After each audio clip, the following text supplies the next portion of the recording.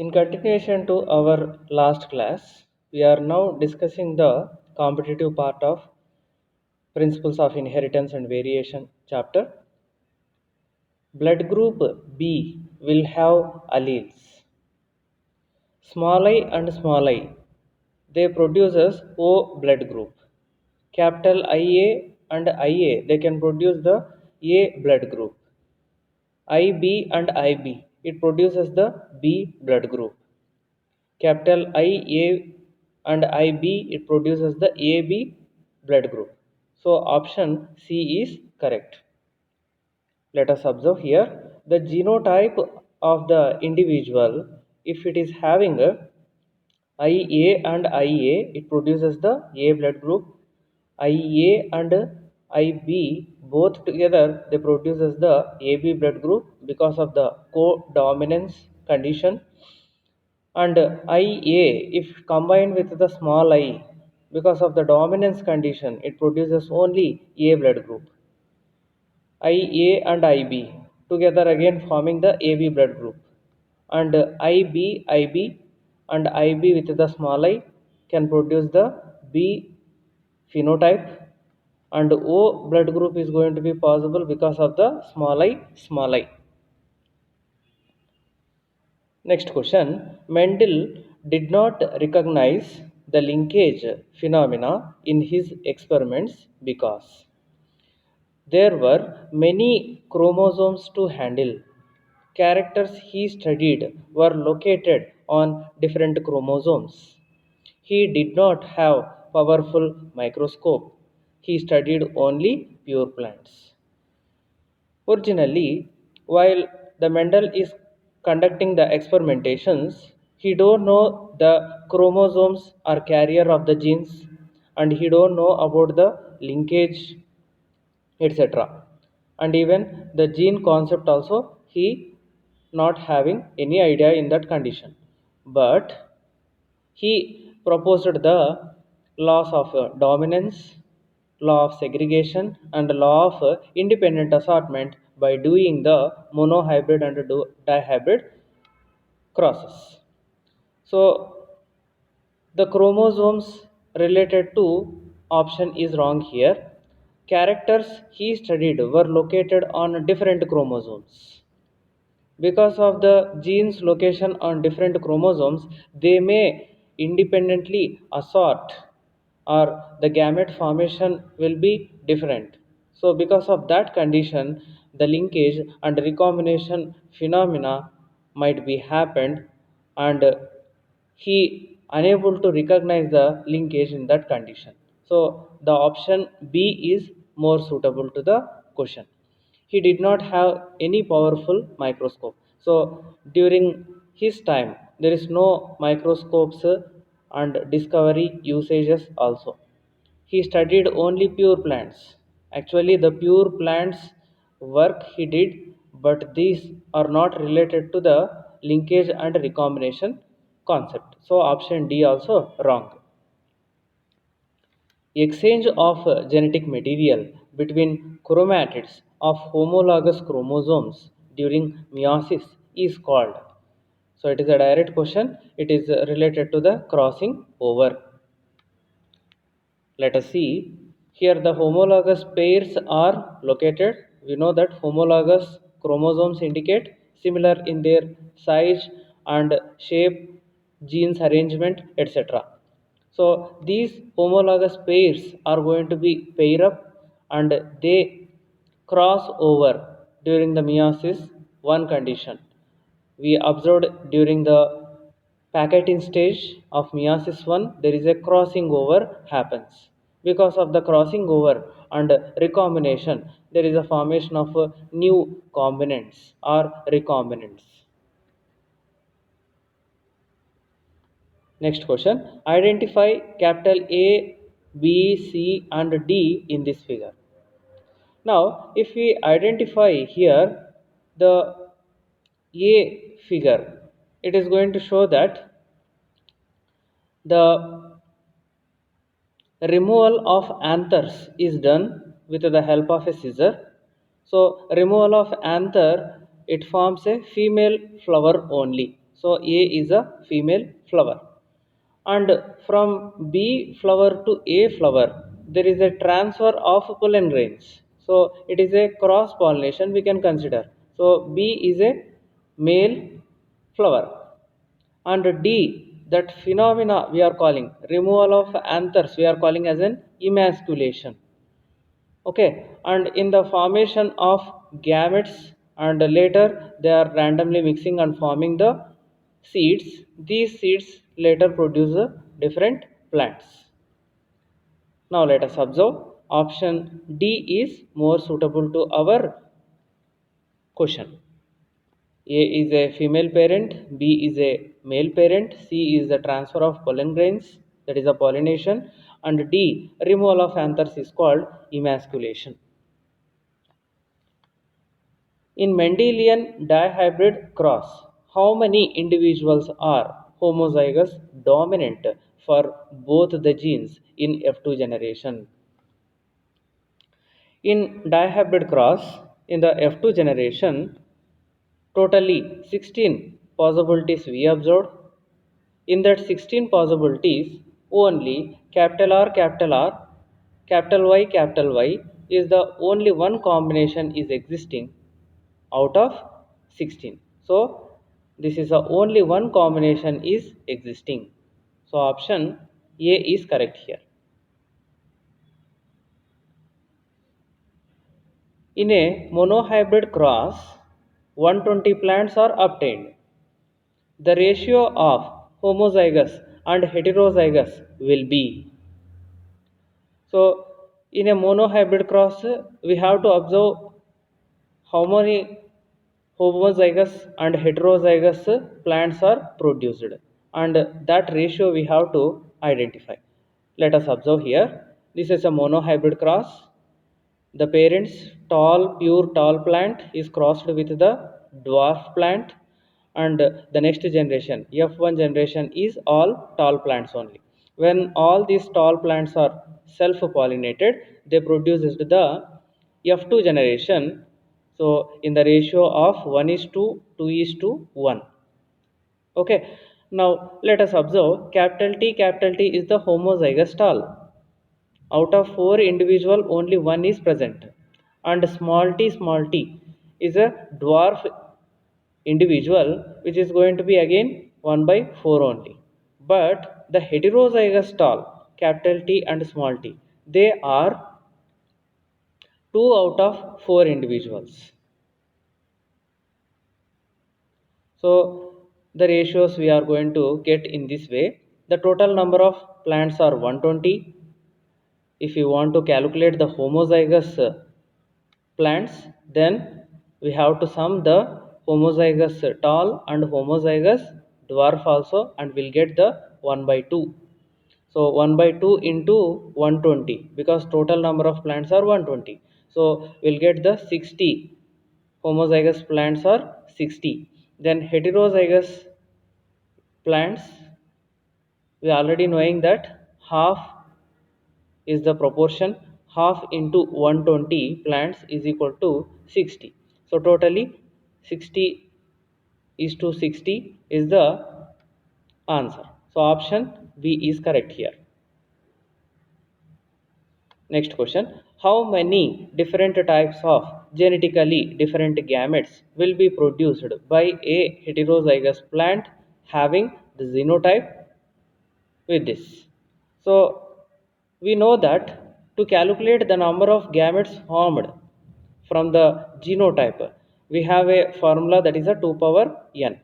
So n is equal to number of heterozygotes. So in the given genotype, capital B and small b is one heterozygote, and capital C with the small c is another heterozygote. So small n is equal to 2, 2 raised to 2, it forms the 4 gametes. So totally 4 different type of gametes can be possible from this genotype. So option B is correct.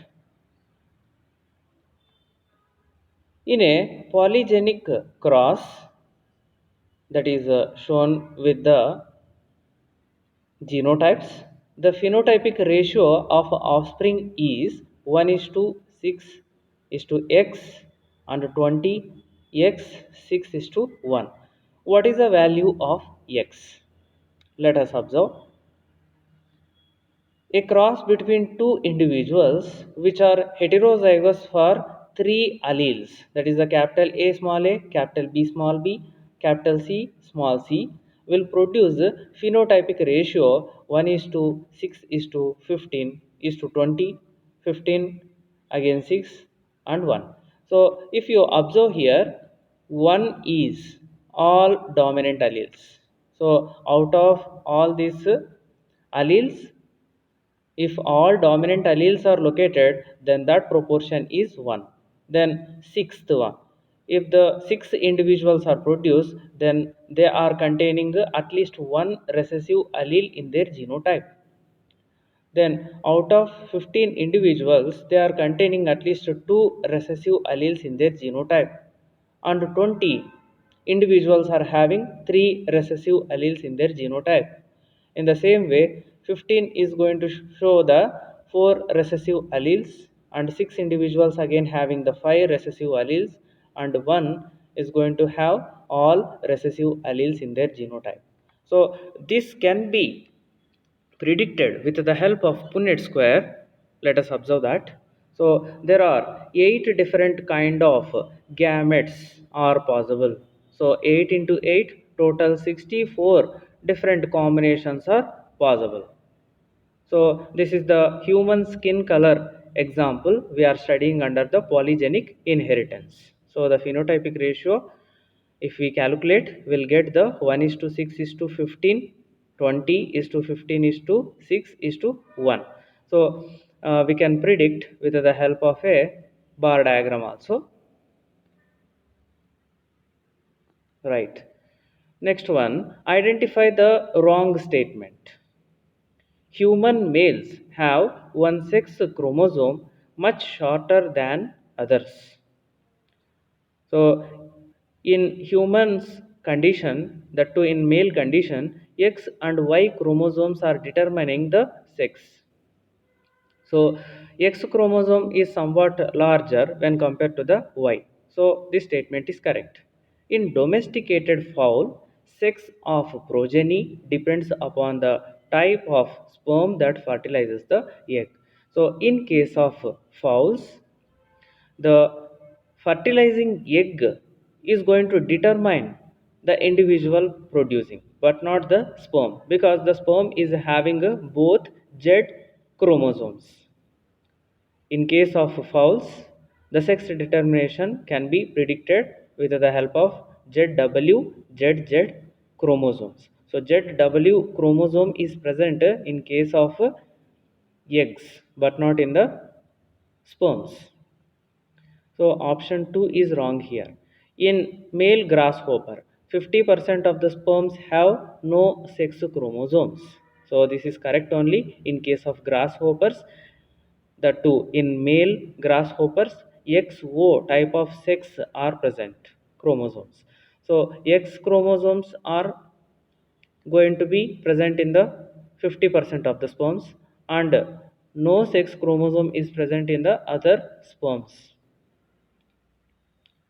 Fourth one, female birds produce two types of gametes based on sex chromosome. So this is correct. Female birds will always produce two kinds of gametes. So one with the Z and one with the W. So they will determine the next individual formation. Whether it's a male or female can be determined from that eggs only. The initial clue about the genetic chromosomal mechanism of sex determination can be traced back to some of the experiments carried out in. So this is a direct question. Henking observed first time in the insects. There is a presence of X body in the sperms. During the time of spermatogenesis in insects, he identified a X body Later, the scientist identified that X body is also called as a X chromosome.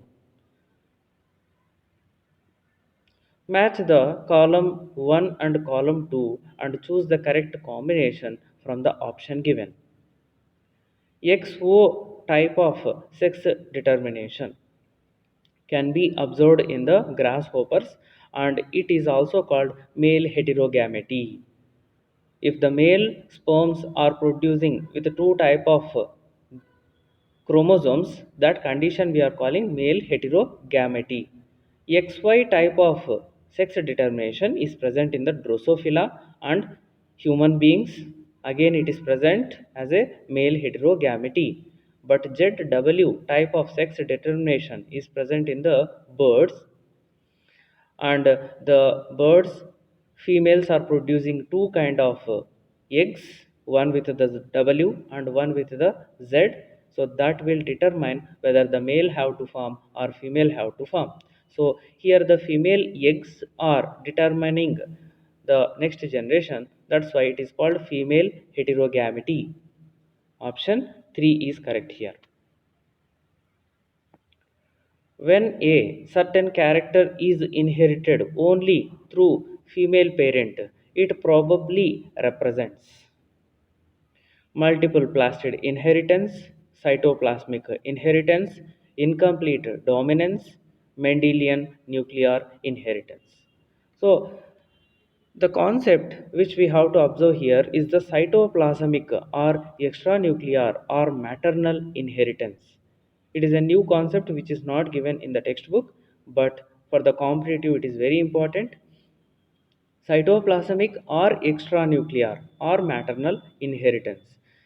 It is due to the plastids or mitochondria, as they contain an DNA. This DNA may be transferred to the next individuals, and we are calling it say cytoplasmic inheritance or extranuclear inheritance or maternal inheritance.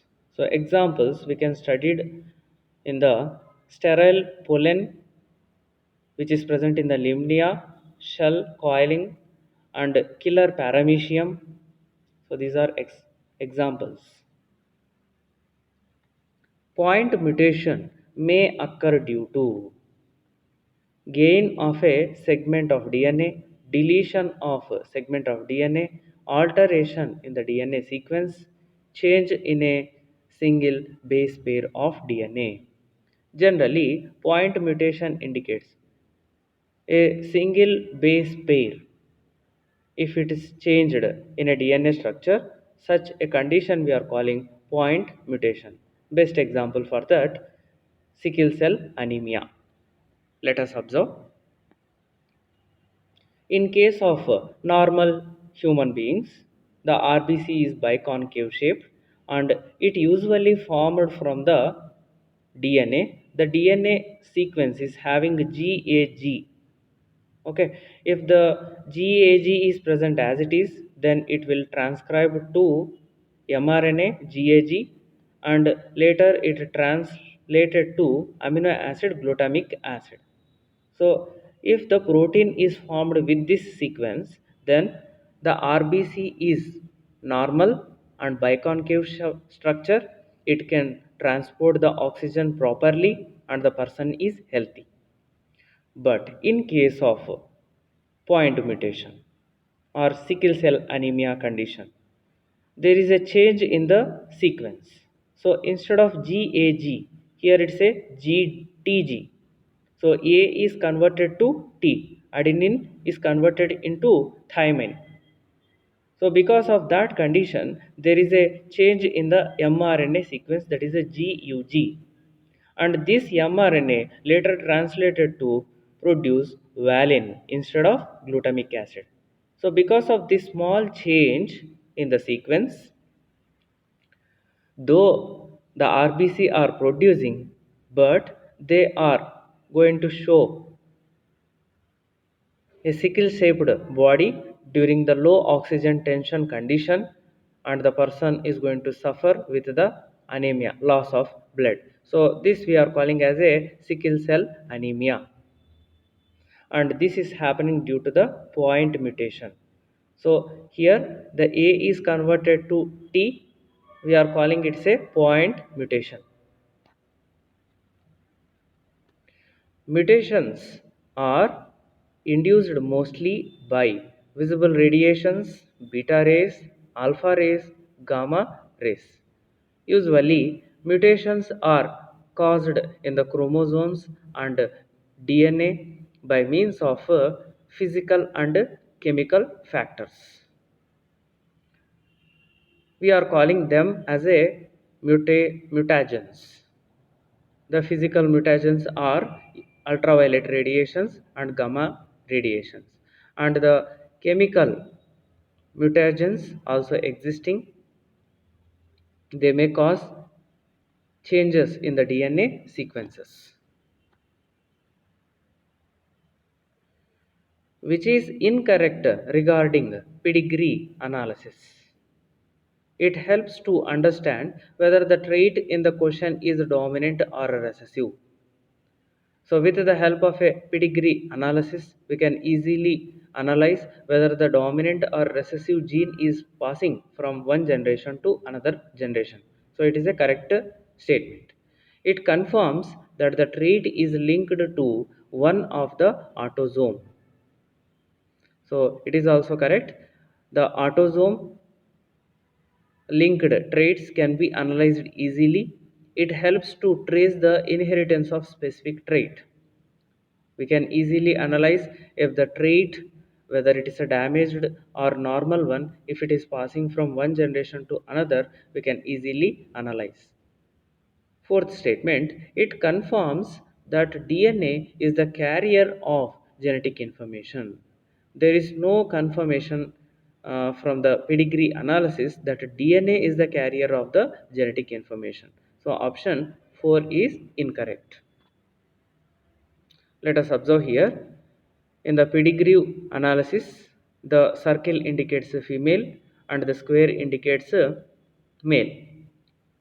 And if the lines are going to be attaching these two, indicates there is a cross between the male and female, and these lines or derived lines are indicating that the next generation. If the normal square indicates a healthy and the shaded one indicates it is affected with the disorder. Right. In this condition, we are observing the autosomal recessive disorder, that is a sickle cell anemia. So, sickle cell anemia may be transferred from parents to the next generation, and we can observe there is a skip in the generations. Though the parents are not having that disorder physically, but their next generation is affected because of the presence of the gene. So that's why we are calling it a recessive disorder. Match the column 1 and column 2 and choose the correct option. Column 1, Reginald C. Punnett, Mendel, Sutton and Boveri, T. H. Morgan, Henkin. Reginald C. Punnett is a scientist who given the genotypic probability and Punnett square to determine the probability of genotype formation. Mendel, he given the laws of inheritance. Sutton and Boveri given that parallel behavior of genes and chromosomes. T. H. Morgan, he given the linkage and recombination. Henking given the sex determination for the first time. So option 2 is correct here. Identify the correct statements suitable for human skin color. Human skin color is an example for polygenic inheritance. It's correct. The genotype with 3 dominant alleles and the 3 recessive alleles will have an intermediate skin color. It's correct only. Traits are generally controlled by 2 genes. No, this is wrong because the traits are controlled by three different genes, three or more genes, because it is an example of polygenic inheritance.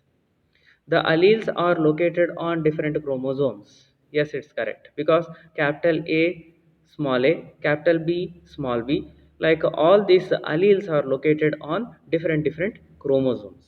It is not influenced by environment. It is wrong, because the human skin color is influenced by the environmental changes. So the correct statements are A, B and D. Option 2 is correct. Phenylketonuria is considered as pleiotropy because the gene mutation causes mental retardation and a reduction in hair and skin pigmentation. The gene mutation causes mental retardation and loss in skin pigmentation only. The gene mutation causes synthesis of phenylalanine hydroxylase enzyme. Due to single gene mutation, phenylpyruvic acid is absorbed by the kidney. Originally, pleiotropy means a single gene which controls more than two characters is going to be called as a pleiotropy. And phenylketonuria is a metabolic disorder present due to single gene mutation. Now, the option 1, the gene mutation causes mental retardation, reduction in hair and skin pigmentation, etc. So, this is very much related to the phenylketonuria, and even a number of characters, are controlled by a single gene. That's why it is a related to pleiotropy only. Let us observe. In normal healthy individuals, the phenylalanine is converted into tyrosine by means of an enzyme called phenylalanine hydroxylase. If the reactions is happening in this way, the person is normal, healthy. But in case of pleiotropy, due to single gene mutation, due to the gene mutation, the phenylalanine hydroxylase is not produced. If there is no enzyme, the phenylalanine is not converted to tyrosine, but it is producing phenylpyruvic acid, which is toxic in the body. The phenylpyruvic acid is accumulated in the brain and causes the mental retardation. So this is a one phenotypic character. Then it causes retardation in the skin and hair pigmentation. Second phenotypic character. Then it was poorly absorbed by the kidney and excreted. It causes pungent smell also during that time. So third characteristic. So a single gene is going to control these many characters, and we can consider it's a pleiotropy. The pleiotropy also observed in pea seeds, where starch synthesis, that is a grain size, okay, and the seed shape, both will be under the guidance of the same gene, that is a capital B and the small b.